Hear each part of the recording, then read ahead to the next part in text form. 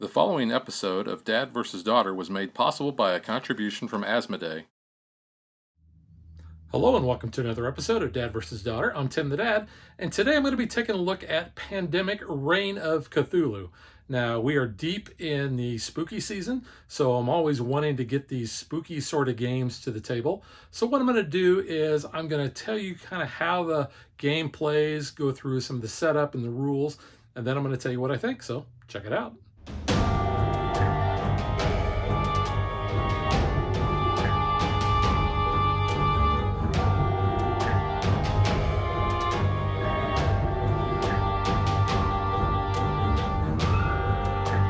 The rulebook does a really good job of laying out how to set the game up.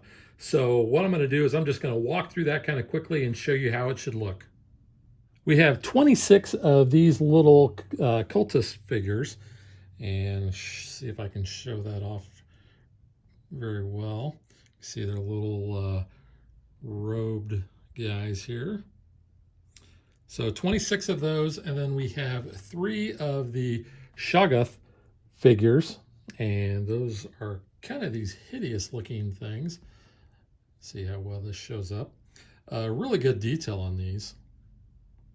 But you're going to start by having those on the side of the board. This is our deck of Old One cards, and what we're going to do is we're going to find the one that has Cthulhu. Cthulhu always starts in this rightmost spot, and if he ever flips up, then that's game over. But I'll talk about all the various ways that we can lose later. We're going to shuffle the rest of this deck, and then we are going to be placing those face down in each one of these spots. And trust me when I say whenever these flip over, nothing good is going to happen. The rest of these that are unused are going to go back to the box. Each player is going to pick an investigator, and the way this works is the person who last read a horror story gets to go first. But what we're going to do is we're going to shuffle these up, and then we're going to have the first 2 here, and then that player is going to decide which one of these characters they want to be.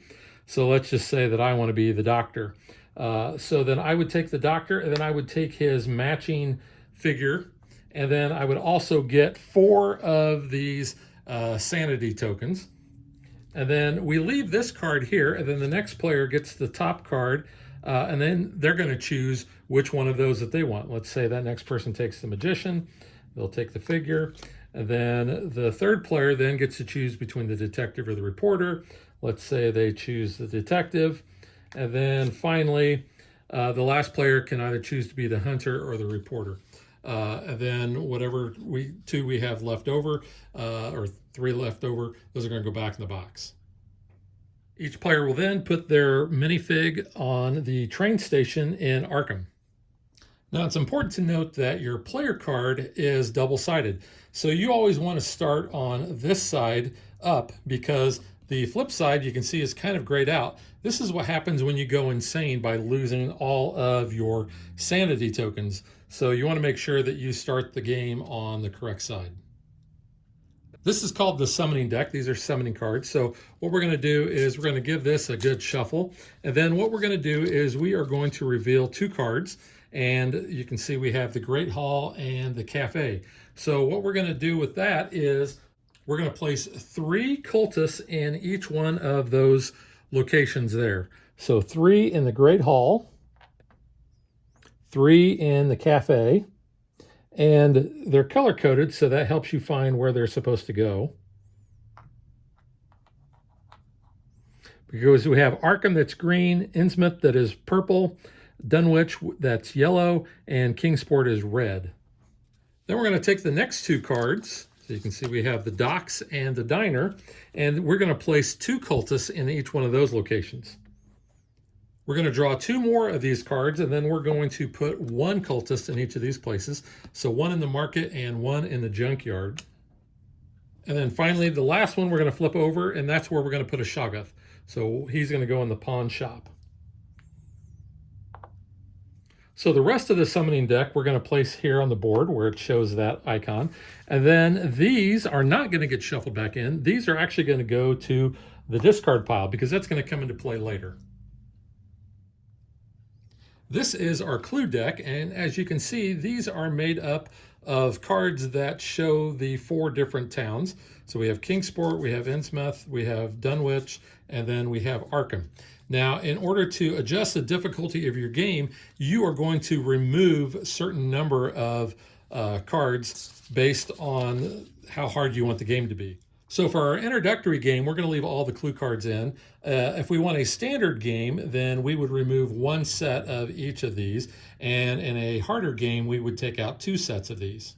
We also have a set of relic cards, which you can see have the same back as the clue cards. And you can see what these are. But what we're going to do based on player count, we're either going to add 4, 5, or 6 of these to our clue deck. And then we're going to shuffle all of those together. Whichever cards we don't pull out here, we are going to put alongside the board as a relic pile.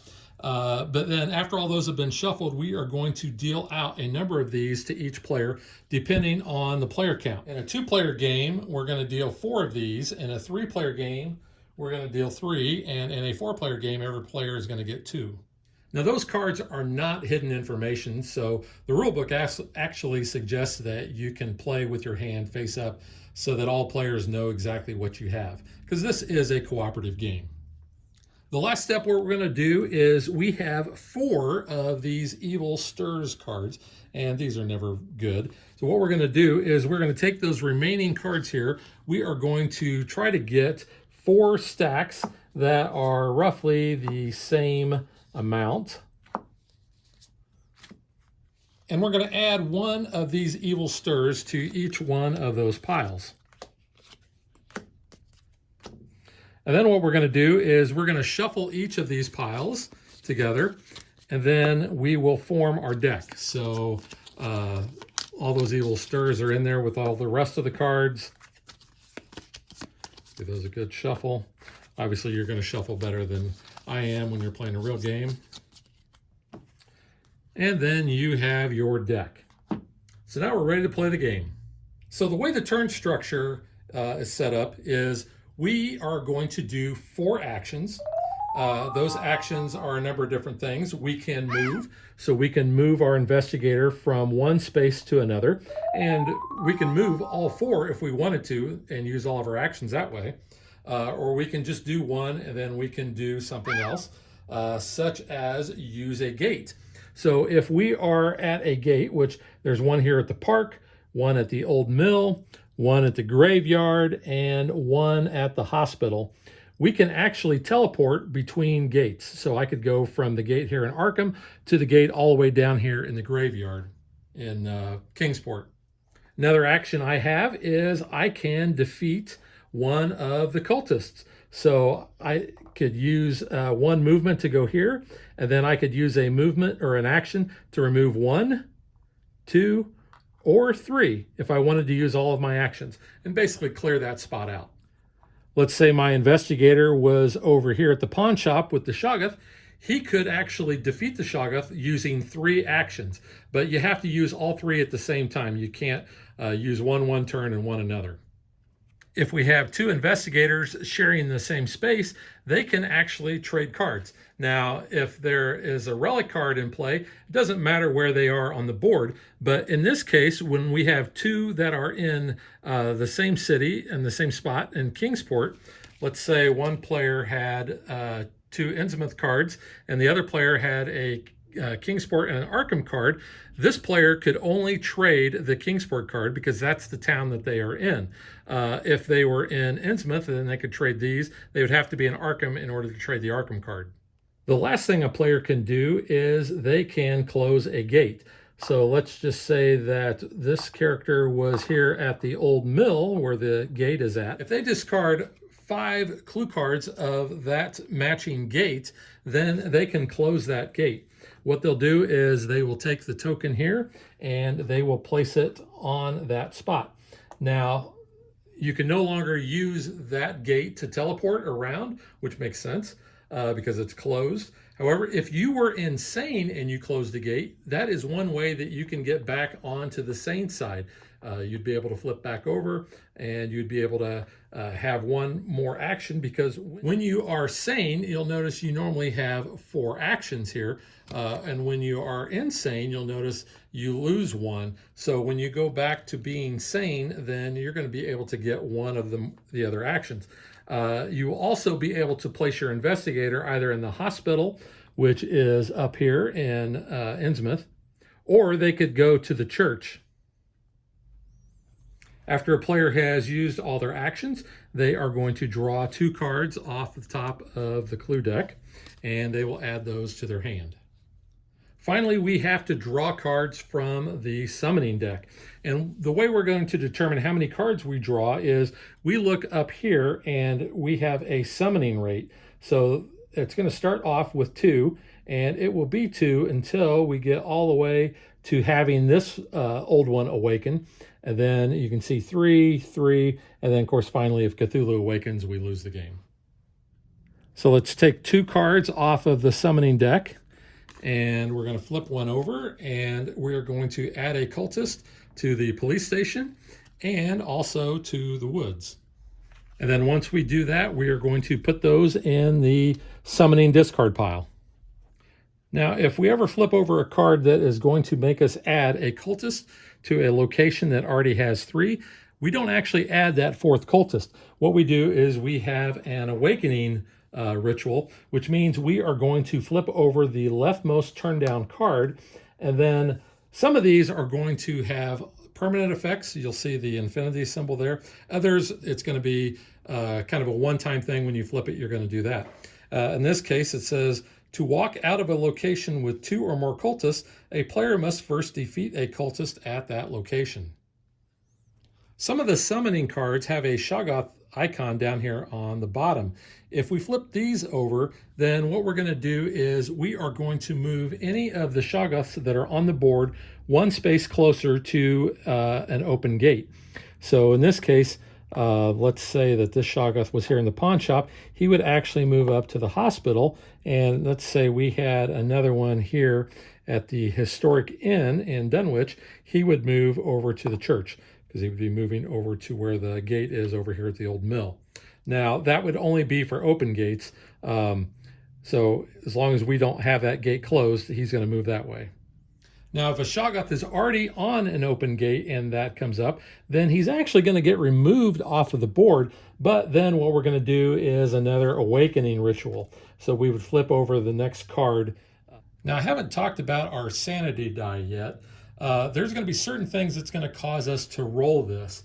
And that is if we are completing a use a gate action. So basically, if we're teleporting between gates, we got to roll it. If we are resolving the effects of a relic card, we roll it. If we enter a location of a Shoggoth, or if it moves into our location, we roll this. And as the first step of the Evil Stirs resolution, we're going to roll this. Now you can see we have a number of different faces on here. What we want to see is the blank, because if the blank happens, the blank comes up, nothing happens. If we have the sanity symbol come up, then we're going to lose one of our sanity tokens. And if we have 2 of them come up, we're going to lose 2 of our sanity, so we really don't want that. And then we have paranoid, which shows 2 cultists. So those are going to get added to our location. So that's pretty much the game in a nutshell. I will point out that the rule book is not very long. In fact, it is only 12 pages, and I think it does a really good job of laying everything out. One of the things I didn't mention before is you do have a hand limit of 7 cards, so if you were ever to get more than 7, you would have to basically discard down to that. And I'd also told you that there's a number of ways that you're going to lose. So you can see if we flip Cthulhu and he wakes up, he's always cranky, we're going to lose. If there are no cultists left in our stack over there and we need to add 1, we lose. If there are no Shoggoths left and we need to add 1, we lose. If we can never draw 2 player cards after doing all of our actions, which, that deck there, then we lose. And if all of the players are insane, we lose. I've talked about all the ways that you can lose this game, but how do you actually win? Well, you win by closing all 4 of the gates. So now let's get to what I think of the game.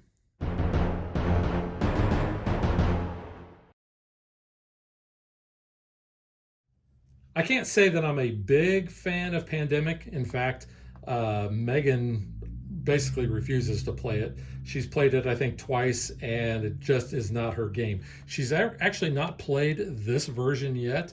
However, this is a game or version that I've probably played more than the regular version of Pandemic or Pandemic the Cure. And I have to say that I actually prefer this. I don't know if it's because of the theme, if it's because it's more streamlined, but right now this is my favorite version of Pandemic. And I preface that by saying I have not had a chance yet to play the new Star Wars Clone Wars version of Pandemic, and so I'm going to reserve judgment on that until I actually play it. I am actually planning on getting that one to the channel at some point. And Megan even said that she would even try to play that because of the Star Wars theme. But no, I really enjoy this. I've played this with a bunch of different groups. In fact, we used to sort of get most of this in over a lunch hour when we used to have gaming at work. The game really doesn't take all that long. I think the longest game of this that I've played is probably about maybe an hour and 15. Most games are right around the hour mark. But I just, like I said, really enjoy kind of the streamlined way that this version handles it. I like the board. I mean, I think the layout of the board is really cool. I like the artwork on there. The art on the actual cards themselves, like on the Evil Stirs card, you know, looks like Cthulhu. The text on here is really clear as far as what you got to do. You know, fight the madness, roll the sanity die, reveal the next old one. The Shoggoth appears, cultists regroup. And then when you start looking at the actual clue cards, I think these just look really nice. It really adds, I think, to the theming of the game. The quality of the cards, while they don't appear to be a linen finish, they're not bad. Again, you have black borders here, so the more you play this, the more those are going to get nicked up unless you sleeve them. I think the art on the relic cards is really kind of cool, and it incorporates a lot of things, like things that you're familiar with the other games in the Arkham Horror Files series. But look at that Elder Sign. That just looks really cool. And some of these, I don't know exactly which mythos they align with, because I've not read all of the Cthulhu books and such, but I've read some. But those look really cool. I think the miniatures, they're serviceable. I think they've got a really good layer of detail on those. They look like they're actual cards. They don't need to be any bigger, I don't think. About the right size. The cultists are a little small. I wish maybe these were about the same size as the investigators, but I realize why. I mean, you've got a lot more of these, so they're going to take up more space on the board than what your investigator does.